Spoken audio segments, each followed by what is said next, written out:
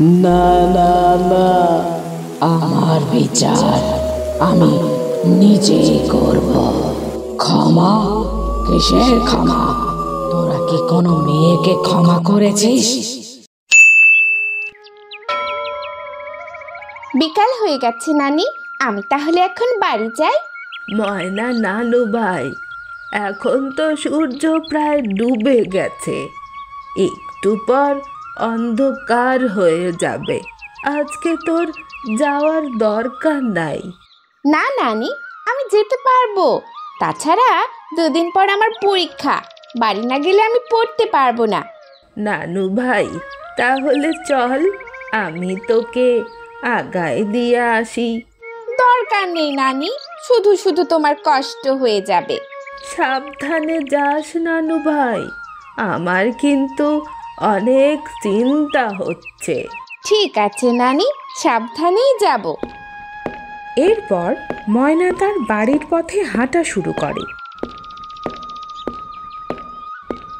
হাঁটতে হাঁটতে সন্ধ্যা নেমে আসে। জনমানবহীন রাস্তায় ময়নাও একটু একটু ভয় পেতে থাকে। মনে হচ্ছে নানি বাড়িতে থেকে গেলেই ভালো হতো, নানির কথা অমান্য করা উচিত হয়নি। এই ছেলের নাম রকি, সে এই এলাকার চেয়ারম্যানের একমাত্র বখাটে ছেলে। রকি, আমাকে একটান বিড়ি দে না দোস্ত।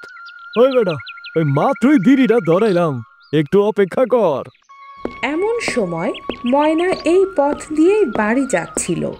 বন্ধু দেখ, অন্ধকারের ভেতরে একা একটা মেয়ে আসতেছে। আরে চুপ থাক, আগে মাইয়াটারে আসতে দে। আল্লাহ, এইবারের মতো রক্ষা করো, আমি আর কোনোদিনও রাতে বের হব না।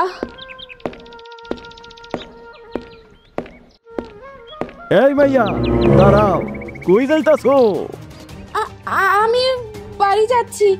কই থেকে আসছো? আমি নানু বাড়ি থেকে আসছি। চলো আমার সাথে। মানে কোথায় যাব? চুপ, একদম চুপ। তোরে আমার ভাল লাগছে, তোরে আমার বাড়ি নিয়ে যাবো, তোরে আমি বিয়া করবো, চল আমার সাথে। বন্ধু, ছেড়ে দে মেয়েটাকে, ঝামেলা করার কোনো দরকার নেই। ওই বেটা, আমি চেয়ারম্যানের পোলা, জীবনে এত কিছু করলাম, কিছুই হইল না, আর এইটা তো ওই সামান্য একটা মাইয়া। আমারে মাফ কইরা দেন প্লিজ, আমারে বাড়ি যাইতে দেন। ওই মাইয়া, আমার মটকা গরম হইলে কিন্তু জানে মাইরা ফেলামু। আমি মইরা যাব, তাও আপনার সাথে যাব না। অনেক জোরাজুরি করার পরেও ময়নাকে যখন নিতে পারল না, তখন রকি একটা পাথর দিয়ে ময়নার মাথায় আঘাত করে। বাঁচাও, বাঁচাও, মইরা গেলাম রে, ওরা আমাকে মেরে ফেলছে।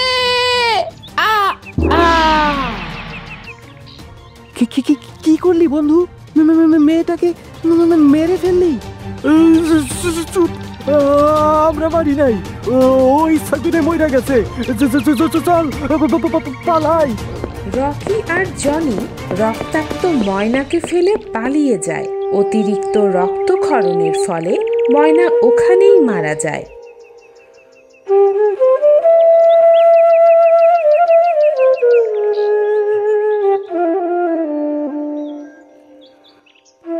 ও আল্লাহ রে, আমার কি ক্ষতি হইল রে, কে করলি এমন ক্ষতি? কি দোষ ছিল আমার ময়নার? ময়না রে, কত করে বললাম আমার বাড়িতে থাইকা যা, কেন শুনলি না আমার কথা? আল্লাহ, যে আমার এমন ক্ষতি করলো, তুমি তার বিচার করো, তোমার কাছে বিচার দিলাম। এরপর সবাই ময়নাকে দাফন দিয়ে দেয়।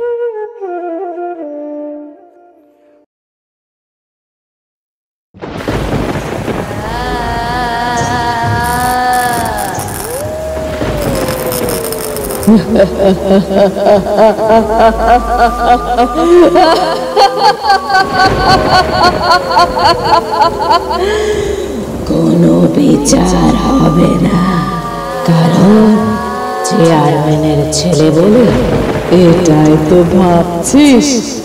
না না না, আমার বিচার আমি নিজেই করব।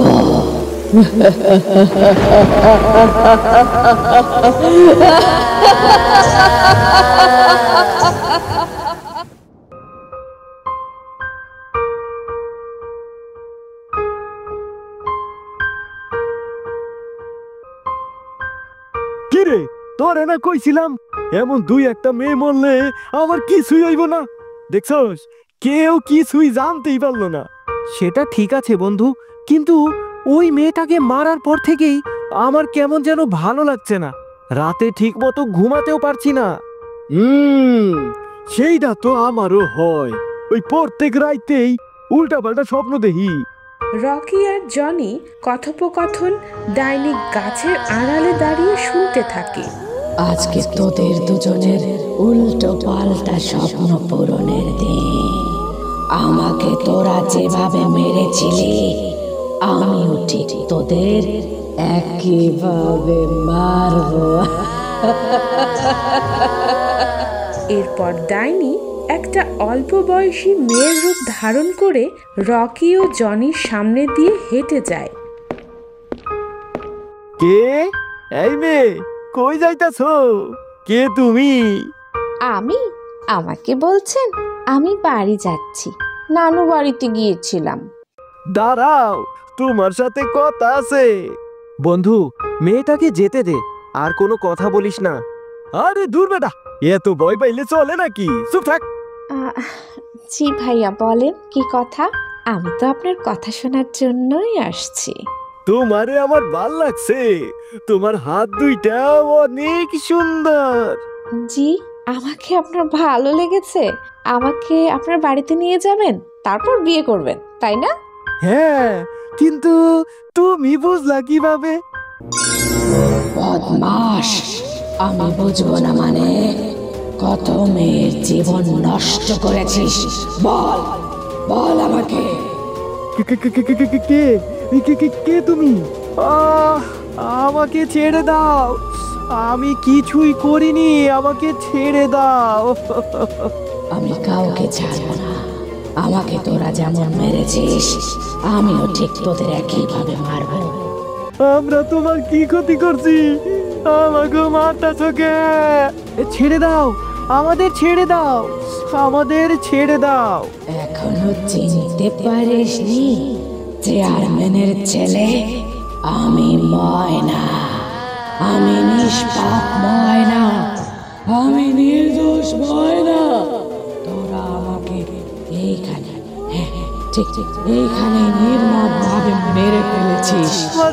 আমাদের ক্ষমা কইরা দাও, আমাকে ক্ষমা কইরা দাও। আহ আহ আমরা আর কখনো এমন কাজ করব না। ক্ষমা? কিসের ক্ষমা?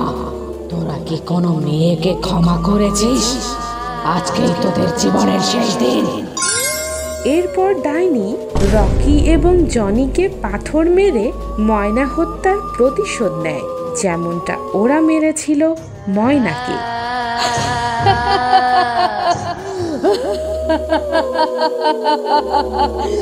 আজকে আমি অনেক খুশি, আমি আমার হত্যার প্রতিশোধ নিতে পেরেছি।